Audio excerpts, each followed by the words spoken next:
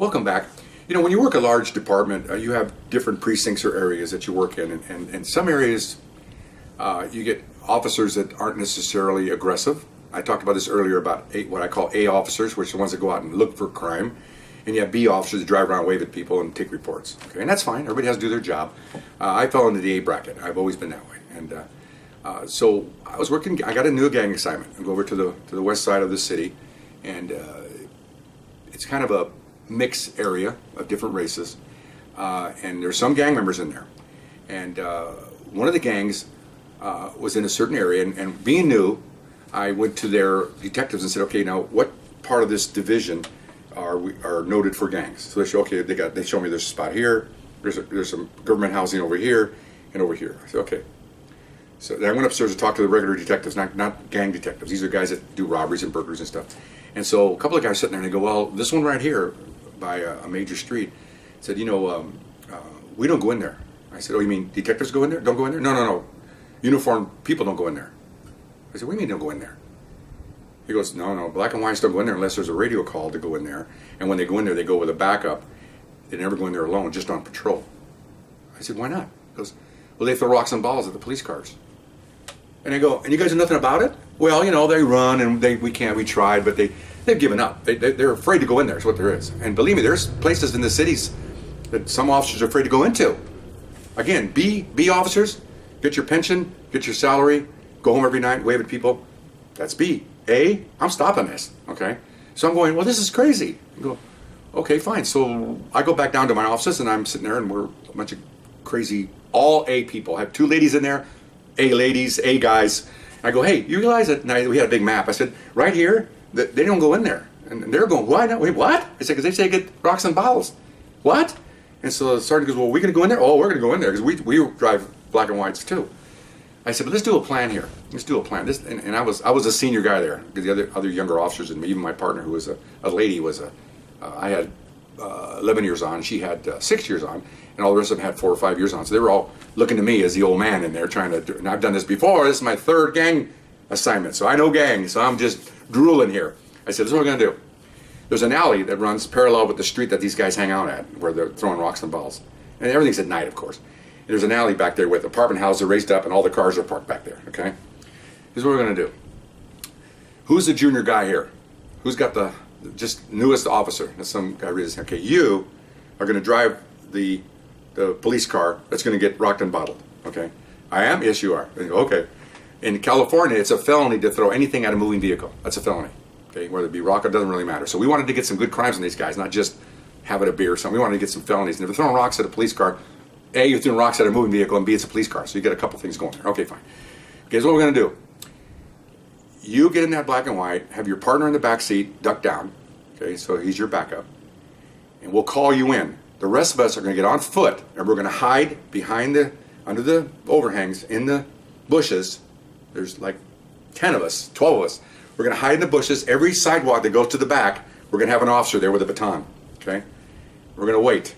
Because these are gang members. This is not just breaking up some frat house. These guys are, you know, they're felons, they're dope dealers, all kinds. These are bad dudes, and we found out they're taking over the neighborhood. People are afraid to go out of their homes. They're robbing people in next door. This is not just their hangout. They're committing crimes, and the neighborhood is kind of in fear of them. Okay, and we found that out from the detectives. They said, well, we get complaints, but you know, we can't go in there. What? I mean, you're telling me? And a side note, you're telling me that there's parts of the city that police will not patrol because they're afraid?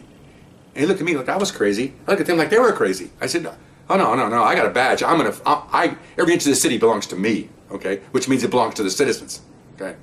Fine. I need to get on my soapbox, but that's the way I feel. A lot of us felt that way. Okay, so anyway, so here's the plan. One of us drives by far away and see if they're standing out there, and they're always standing out there. And now we're all set. Everybody get out on foot. We're all got out. I'll tell you kind of what we did and what we're going to do almost at the same time. So what I call the drone car, or the car that's going to get fired on, is sitting off in the distance waiting.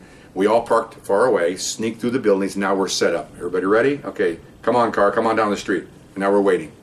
Okay, coming down now. Here comes the car. You know, it's like on patrol. Gets about halfway down the block, and all these missiles start flying. And we're watching who's throwing the stuff, so we have to see them throw it. So we're sneaking up. He says, I'm getting closer, I'm getting closer. So we move up behind him. Well, the crooks aren't looking behind him. they're looking, we're the black and white, so they're all facing forward. That's good because we're right behind them. We're only a few feet away, man. We're watching them. Of course, they're all chucking balls and rocks. And then I go, hit it. So I hit the siren, right? They hit their lights and open up. And of course, like they're going to run after them. And they all the suspects, about 8 of them, turn to run because that's what they do. They throw rocks. They're cowards. And then they run. Well, wrong day for that, okay? They turned and ran. It ran into us. And I remember my guy, as soon as I got the baton up, he just says, okay, down he went. They're all 16, 17, 18-year-old punks, okay?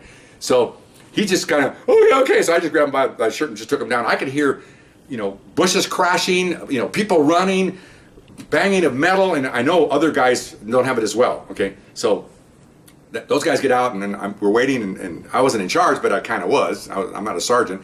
So I hear, okay, I said, everybody's okay. Everybody okay? Yeah, we're all okay. Everybody, check in. So, number 1, 1, 2, 3, 4, 5. We're good. Everybody got everything? Wow, how many do we got? 8. Good enough. So we walk to the alley, and everybody's holding their suspects, and we look up, and you see people, with their drapes, like they're looking out, because they heard all this commotion, and they're looking out their windows, and we're looking up at it. We don't want to acknowledge it, because if the gang members see us telling those people, they'll think those people called, and they'll hurt them. So we just look up at them, and I'll give them a wink or something, and then here come the police cars. We're taking them away, okay? Booked them all for felony. Okay, fine.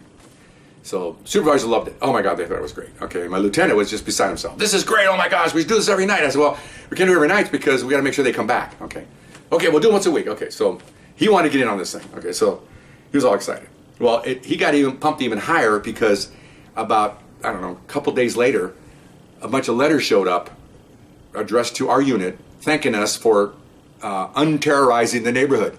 First time they've seen police in there for like 2 years doing anything. And he was all pumped up now. I'm going on the next one. I said, okay, boss. I said, you sure you want to be out there? I want to go out there. Okay, fine. So sure enough, Saturday night, we have a scout car, goes out there, sees anybody out there, and it's like 4 or 5 out there again. Oh, you guys don't do this again? Okay, so same thing, the exact same thing. He says he wants to drive what do we call the drone car, the one that he wanted to drive that car.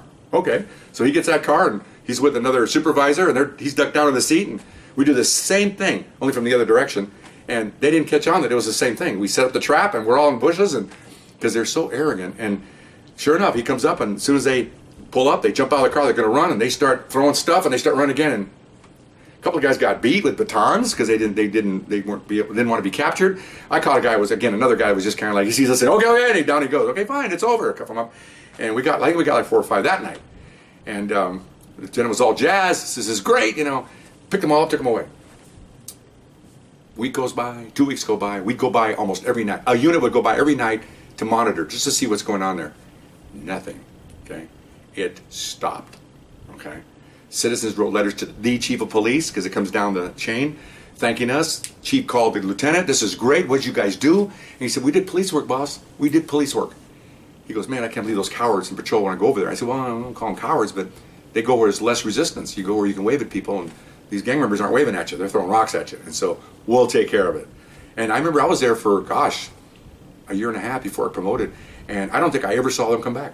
I think they found other things to do because they figured they're going to get thumped. And they did, okay? Mine didn't, but other guys did some serious thumping.